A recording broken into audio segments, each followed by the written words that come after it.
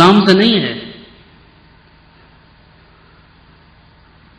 جب مووی ان کی دیکھیں گے، ڈرامہ ان کا دیکھیں گے، اور ہمارے پیش نظر جن کی زندگیاں ہوں گی وہ سب غیر مسلم ہیں، تو پھر ہم اسلام کے کتنا قریب ہیں؟ یہ کون سا عشق ہے؟ اور یہ اسلام جسے حضور علیہ الصلوۃ والسلام نے ہم تک پہنچانے کے لیے کیا کیا کچھ نہیں برداشت کیا حضور علیہ السلام نے. عقبہ بن ابی معیط نے حضور علیہ السلام کے گلے مبارک میں چادر ڈالی اور گھسیٹا.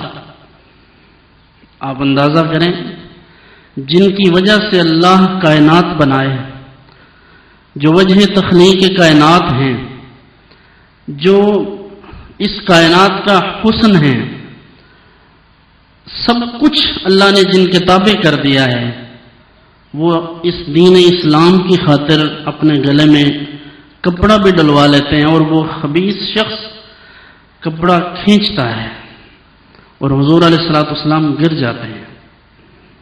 کس کے لیے؟ بتائیں مجھے، کس کے لیے یہ سب ہوا؟ اس دین اسلام کی سربلندی کے لیے. حضور طائف کے بازار میں گئے، کیا اللہ تعالیٰ کچھ نہیں کر سکتا تھا؟ سب کچھ کر سکتا تھا. حضور اللہ سے اگر دعا کرتے تو اللہ تعالیٰ ان کو ہلاک نہ کرتا؟ یقیناً کرتا. لیکن حضور نے دعا نہیں فرمائی، حضور وہاں تشریف لے گئے، وہاں جا کر اسلام کی دعوت پیش کی. ام المومنین حضرت سیدہ عائشہ صدیقہ رضی اللہ تعالیٰ عنہا نے عرض کیا تھا، حضور احد کے دن سے بڑھ کر بھی کوئی سخت دن تھا؟ تو حضور علیہ السلام نے ارشاد فرمایا، ہاں، جب میں طائف گیا تھا تو مجھے بڑی امید تھی کہ وہ لوگ میری بات مانیں گے، لیکن ان میں سے ایک کمبخت نے کہا، جب حضور نے یہ فرمایا کہ میں اللہ کا رسول ہوں تو سنیے، اس نے کیا کہا؟ اس نے کہا، اللہ کو تمہارے علاوہ کوئی اور بندہ نہیں ملا؟ معاذ اللہ. میرے بھائیوں، یہ حضور صلی اللہ علیہ وسلم کے بارے میں یہ بات نقل کرنی بھی مشکل ہے کہ اس طرح کہا گیا، لیکن حضور نے اسے برداشت کیا. حضرت خباب سے پوچھے نا، حضرت عمر فاروق نے ایک زمانے میں اپنے خلافت کے دور میں پوچھا تھا حضرت خباب سے کہ بتاؤ ذرا، یہ چونکہ پہلے مسلمان ہو گئے تھے حضرت خباب، اور یہ کسی عورت کے غلام تھے. اسے پتہ چلا کہ اس کا تعلق رحمت عالم صلی اللہ علیہ وآلہ وسلم سے ہو گیا ہے، تو وہ بہت خبیث تھی، اس نے سزائیں دینا شروع کی. آپ سے حضرت عمر فاروق رضی اللہ عنہ نے پوچھا کہ بتائیے کیا حال ہے جو آپ کو تکالیف پہنچی؟ تو آپ نے فرمایا میری کمر دیکھو.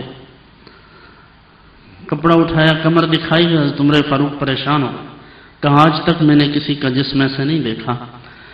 فرمایا انہوں نے کہ وہ مجھے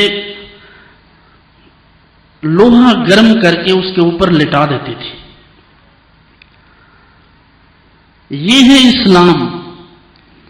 اسلام ایسے پھیلا ہے اسلام. وہ کہتے ہیں میری چربی نکلتی تھی اور وہ آگ کے کوئلوں پر مجھے لٹاتی تھی، تو چربی میری نکلتی تھی، اس سے وہ کوئلے بجھ جاتے تھے. لا الہ الا اللہ محمد الرسول اللہ پڑھنے کی یہ سزا مل رہی تھی. ہمیں کون سی سزا ملتی ہے؟ ہمیں تو کوئی کچھ بھی نہیں کہتا، ہمیں تو مؤذن اذان دے کے بلاتا رہتا ہے. پھر بھی مؤذن کہتا ہے حی علی الصلاۃ، حی علی الصلاۃ، اور ادھر اس قوم کے بوڑھے لوگ تاش کا پتہ پھینک رہے ہوتے ہیں. ڈوب مرنے کا مقام ہے یہ مسلمانوں کے لیے کہ ہم مسلمان کہلواتے ہیں اور ہمارا حال یہ ہے. اور ادھر امام عالی مقام کو دیکھیں، کربلا میں آپ جس مقام پر تشریف فرما ہیں، چند لوگ آپ کے ساتھ ہیں اور دشمن بھی سامنے ہے، پھر بھی نماز کا وقت آیا تو نماز ادا کی ہے. وہاں ان کا یہ حال ہے کہ کفار کے سامنے جا کر بھی جب وقت کی تھوڑی بہت تاخیر بھی ہو سکتی تھی پھر بھی نماز وقت پہ پڑھی ہے. اور ادھر یہ حال ہے کہ مؤذن ایک اذان میں بھی حی علی الصلاۃ حی علی الفلاح کہتا ہے، دوسری میں بھی کہتا ہے، تیسری میں بھی مجال ہے جو ہمیں کچھ پتہ چلے۔ ادھر عشاء کی اذان ہوتی ہے تو اس قوم کی بچیاں ڈراموں پر بیٹھ جاتی ہیں کہ آج یہ ڈرامہ لگے گا۔ یہ ترقی کا راز ہے۔ جو ترقی ہم سے کروانا چاہتے تھے وہ یہی تھی کہ ہمیں غیروں سے محبت ہو گئی۔ ہمارے لوگوں نے سمجھا کہ یہ انٹرٹینمنٹ ہے، وہ ہمارے جوڑوں میں بیٹھ گئی ہے۔ پھر کہتے ہیں مشکل آسان نہیں ہوتی، دعا کریں، کوئی تعویذ دیں، اس پر کوئی تعویذ اثر نہیں کرنے والا، ایک ہی تعویذ ہے جس کا نام ہے قرآن اور حدیث، وہی اثر کرے گا۔ وہ تعویذ دو، سب بلائیں دور ہو جائیں گی۔ اور جب تک وہ تعویذ نہیں دو گے، دنیا بھر کے تعویذ اکٹھے کر لو، کوئی اثر نہیں ہوگا۔ حضور صلی اللہ علیہ وآلہ وسلم کی سنت سے بڑھ کر، آپ کے طریقے سے بڑھ کر کوئی چیز مؤثر نہیں ہو سکتی۔ بیمار ہیں، جادو ہو گیا ہے، ہر شخص پر ہی جادو ہو گیا، تو پھر کیا کس نے؟ کمال تو یہ ہے کہ ہر ایک یہ نہیں سوچتے کہ ما اصابک من مصیبت فبما کسبت ایدیکم۔ کچھ کام تو ہم بھی کرتے ہیں نا جن کی وجہ سے اللہ تعالیٰ مواخذہ فرماتا ہے، ہمیں پکڑتا ہے۔ یہ نہیں سوچتے، خود کو تو سمجھتے ہیں وقت کا امام، 5 نمازیں پڑھ لے تو وہ سمجھتا ہے، اپنے بارے میں شک کرنا شروع ہو جاتا ہے کہ شاید میں ولی بن گیا ہوں۔ ولایت کوئی ایسی چیز ہے جو مل جاتی ہے، یہ تو اس کے لیے تو پھر وَلَنَبْلُوَنَّكُمْ بِشَيْءٍ مِّنَ الْخَوْفِ وَالْجُوعِ وَنَقْصٍ مِّنَ الْأَمْوَالِ وَالْأَنفُسِ وَالثَّمَرَاتِ وَبَشِّرِ الصَّابِرِينَ الَّذِينَ إِذَا أَصَابَتْهُم مُّصِيبَةٌ قَالُوا إِنَّا لِلَّهِ وَإِنَّا إِلَيْهِ رَاجِعُونَ۔ یہ مقام ہے۔ اور بایزید بسطامی علیہ رحمہ نے کیا فرمایا ولایت کے لیے؟ فرمایا مرد کامل وہ ہے کہ 40 سال جس کا گناہ فرشتہ نہ لکھ سکے۔ کتنے سال؟ 40 سال، اور جس کے ایک دن میں 40,000 گناہ ہوں۔ حال ہمارا یہ ہے، اور سوچتے ہم کیا ہیں۔ ادھر امام اعظم ابو حنیفہ رحمہ اللہ وقت کے امام ہیں، آج بھی امام ہیں، قیامت تک امام ہیں، اور ان کے ماننے والے ہم بیٹھے ہیں، مقلدین، ان کے مریدین۔ لیکن رات عشاء کے بعد لوگ جب گھروں کو چلے جاتے ہیں تو وہ امام لو کان العلم بالثریا لا یاخذ رجل من ابناء فارس کا مصداق ہے۔ حضور فرماتے ہیں علم آسمان پر بھی چلا جائے تو فارسیوں میں سے ایک ایسا شخص ہے جو وہاں سے بھی علم حاصل کر لے گا۔ محدثین کہتے ہیں امام ابو حنیفہ کی طرف اشارہ ہے۔ تو امام ابو حنیفہ اس وقت جن کے 40 کروڑ سے زیادہ مقلدین ہیں دنیا میں، تو امام اعظم رحمہ اللہ تعالی آپ مسجد میں کھڑے ہو کر اللہ تعالیٰ کی بارگاہ میں اپنی داڑھی پکڑ کر عرض کرتے ہیں کہ یا اللہ، ابو حنیفہ تیرا مجرم ہے۔ وہ شخص مجرم ہے جو قیامت تک اس امت کو رہنمائی دے رہا ہے۔ ہزاروں مسائل کی جزیات جس نے سامنے رکھ کر اللہ تعالیٰ کے فضل سے حضور علیہ السلام کی نظر رحمت سے مسائل کو حل کیا، اور آج تک ہم انہی کی وجہ سے فقہ کے سارے مسائل جو سمجھتے ہیں، پڑھتے ہیں، ان پر عمل کرتے ہیں، یہ انہی کی طفیل ہے۔ تو وہ اپنے آپ کو یہ سمجھتے ہیں کہ ہم گناہ گار ہیں، اور پھر یہ فرماتے ہیں کہ اگر ابو حنیفہ بخشا گیا قیامت کے دن تو یہ بڑے تعجب کی بات ہوگی۔ تو ہمارے ہاں یہ المیہ ہے کہ ہم کچھ کرتے نہیں، لیکن ہم یہ سمجھتے ہیں، ہمیں یہ گمان ہوا ہے کہ ہم بہت کچھ ہیں۔ ہمیں اپنی حالت پر غور کرنا چاہیے۔ کتنے لوگ ہیں جو امر بالمعروف و نہی عن المنکر کا فریضہ سر انجام دیتے ہیں؟ آپ کے محلے میں، گلی میں کتنے لوگ جوا کھیلتے ہیں؟ آپ نے کبھی منع کیا؟ ہمارا اجتماعی مزاج، ہم کہتے ہیں لوگ اس نے اپنی قبر میں جانا ہے، ہم نے اپنی قبر میں۔ کس نے کہا ہے سب نے اکٹھے ایک قبر میں جانا ہے؟ کلکم راع و کلکم مسئول عن رعیتہ۔ ذمہ داری تو ہے. جو آپ کے ماتحت ہیں ان کے بارے میں پوچھا جائے گا قیامت کے دن کہ کیوں آپ نے ان کو امر بالمعروف نہیں کیا، اچھی بات کا حکم نہیں دیا، برائی سے کیوں منع نہیں کیا. ہم کہتے ہیں جو ہوتا ہے ہونے دو. آج اسی وجہ سے اس معاشرے میں یہ حالات ہیں. یہاں نوجوان بازاروں میں کالجز جو خواتین کے یعنی گرلز کالج ہیں ان کے سامنے وہ کھڑے ہو کر انتظار کرتے ہیں کہ لڑکیاں باہر آئیں اور ہم انہیں دیکھیں. کسی میں اتنی اخلاقی جرت ہے کہ انہیں منع کر لے؟ ساری قوم یہ تماشا دیکھتی ہے. ایک بس میں سوار ہو جاؤ، اس میں غلیظ قسم کے اشعار گانوں کی صورت میں لگا دیے جاتے ہیں. 60-70 بندوں میں سے کسی کی غیرت نہیں جاگتی کہ ڈرائیور کو کہے کہ تم شرم کر لو، یہ کیا اشعار ہیں. کرتے ہیں ہم. یہاں محفل میں بیٹھ کے دونوں ہاتھ اٹھا دیں، ایک ہاتھ اٹھا دیں، نعرہ لگا لیں زور سے، ثابت کر دیں کہ آپ بڑے عاشق ہیں. ہوں گے تو، لیکن یہ عشق ایگزسٹ نہیں کر رہا، وہ نظر نہیں آ رہا. نظر تو کچھ اور آ رہا ہے. تو حضور صلی اللہ علیہ وسلم کا طریقہ، آپ کی سنت، آپ کی سیرت ہمارے لیے تو سب کچھ وہ ہے. قرآن کا ہمارے ساتھ کتنا تعلق ہے رمضان میں دیکھنا. ایک صاحب نے مجھے کہا رمضان شریف میں کہ کیا کرنا چاہیے، کیا پڑھنا چاہیے. میں نے کہا کچھ خاص تو پڑھنے کی ضرورت نہیں، توبہ استغفار کریں اور نمازیں اپنی جو قضا ہیں وہ پڑھ لیں، قرآن پڑھنا سیکھ لیں. کسی نے کہا میں نے 10 قرآن ختم کیے. میں نے کہا کاش کہ تم آدھا پارہ ختم کر لیتے، لیکن پڑھتے ترجمہ اور تفسیر کے ساتھ.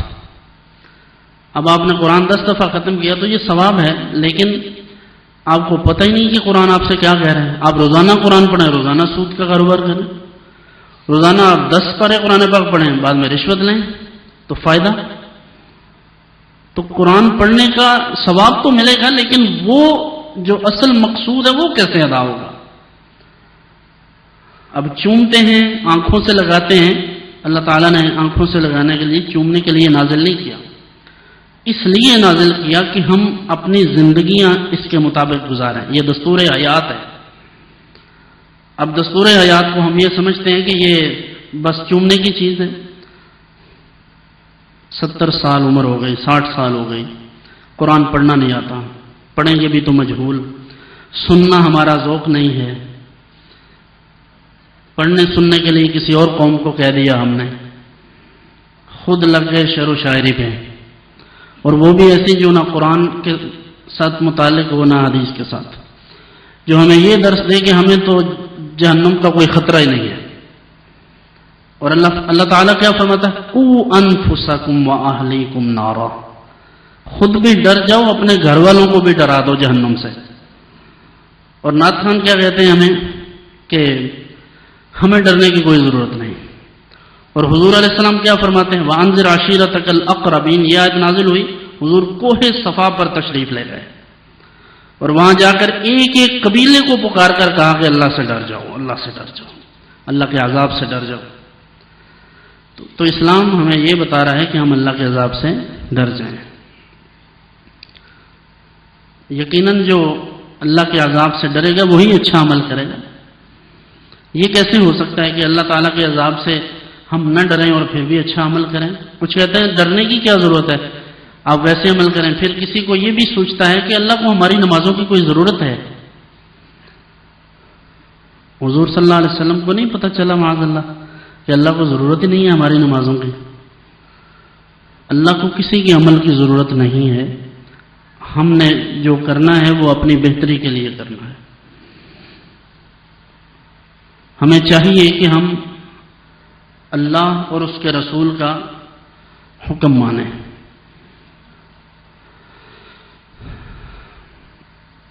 لوگوں کے پاس بہانے ہیں دین سے دوری کے، اسلام سے دوری کے، پتہ نہیں ہے ہمیں، ہمارے علم میں ہی نہیں ہے. کسی کو مسئلہ بتائیں، مولوی صاحب کہیں حضرت ایسے نہیں کریں، آپ کی نماز مکروہ ہو جائے گی، آپ کی نماز فاسد ہو جائے گی. کہتے لو میں نے 40 سال سے مسئلہ نہیں سنا، تو میں کہتا ہوں بھائی آپ وقت کے مجتہد ہیں، جو آپ نے مسئلہ نہیں سنا یا آپ نے اس پر اجتہاد نہیں کیا تو اب آپ کہہ رہے ہیں کہ غلط ہے. خود تو آپ کو سورہ فاتحہ بھی صحیح نہیں پڑھنی آتی اور کسی نے مسئلہ بتا دیا تو ہم سے یہ برداشت نہیں ہوتا کہ ہم قبول کر لیں، ایڈمٹ کر لیں کہ بھائی میں نے کچھ غلط کیا تو میں آئندہ نہیں کروں گا. اس طرح تو کام نہیں چلتا. ہم اپنی زندگی بہتر کریں. بزرگان دین کا جو اصل پیغام ہے وہ یہی ہے کہ ایک عام بندہ جو بظاہر بے عمل ہے اسے باعمل بنایا جائے. حضور علیہ الصلوۃ والسلام کی سیرت پڑھیں، حضور کے صحابہ کے احوال پڑھیں،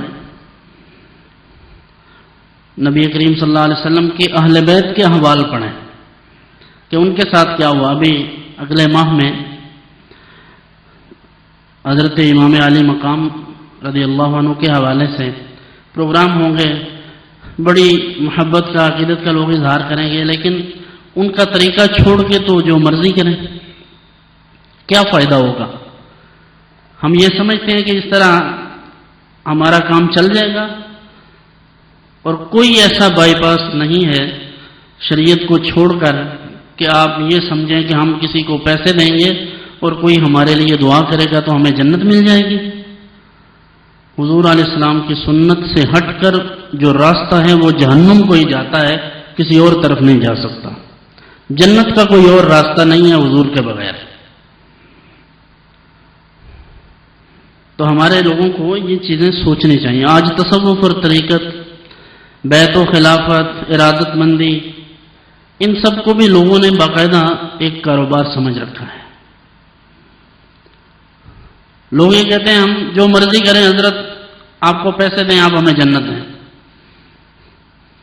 تو یہ عمل کی دنیا ہے، اس میں عمل کرنا ہے. اور پھر میں یہ بھی ایک بات عرض کروں، کچھ لوگوں نے اپنی مجبوریاں، اپنی کچھ جو پریشانیاں ہیں ان میں خود اضافہ کیا ہوا ہے. چند دن قبل ایک شخص میرے پاس آیا، یہ تقریباً 4 یا 5 دن پہلے کی بات ہے. اس نے کہا میری ہمشیرہ کی شادی ہے تو کسی نے پیسے ہمارے دینے تھے تو وہ دے نہیں رہا، دعا کریں. میں نے کہا چلیں اللہ اس پر مہربانی کرے اور وہ ہدایت دے اللہ اس کو کہ وہ آپ کو آپ کے پیسے واپس کر دے. تھوڑی دیر میں وہ اٹھا اور اٹھ کے مجھ سے سلام لیا اور مجھے 500 روپیہ پکڑایا. میں نے اسے کہا بھائی صاحب آپ پہلے اتنی مشکل میں ہیں تو یہ کیا کرتے ہیں، یہ آپ اپنے پاس رکھیں. کہنے لگا چلیں 100 روپیہ لے لیں. میں نے کہا یہ کیا ہے، یہ ٹیکس ہے کوئی، کیا دیتے ہو ہمیں، کیا سمجھتے ہیں آپ کے گھر میں تو مشکلات ہیں تو آپ ہمیں پیسہ دیں گے.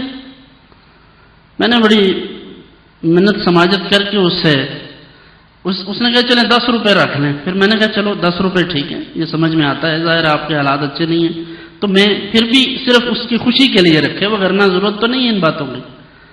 لیکن آج کیا ہو رہا ہے، ملو حضرت صاحب سے تو خالی ہاتھ نہ ملو.